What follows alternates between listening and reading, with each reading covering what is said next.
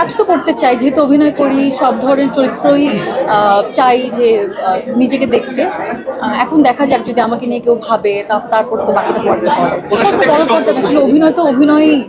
যখন অভিনয় করি, ছোট পর্দার যখন করি, তখন তো আর এমন না যে কম অল্প অভিনয় করি ছোট পর্দা দেখে বা বড় পর্দা দেখে বেশি অভিনয় করি, ব্যাপারটা এরকম না। অভিনয়টা মন দিয়ে করতে হয়, যতটুকু এফোর্টস দেওয়া লাগে ততটুকুই দেই।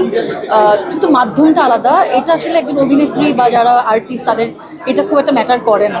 কাজ তো করতে চাই, যেহেতু অভিনয় করি, সব ধরনের চরিত্রই চাই যে নিজেকে দেখতে।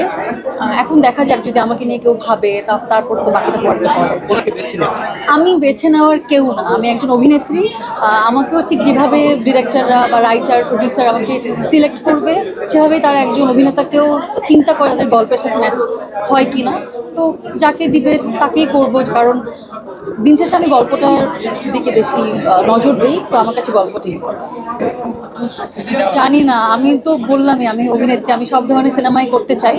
এখন যেটা নিজেকে যখন মনে করবো যে এখন আমি এটার জন্য ফিট, তখন সেটা করবো। Thank you.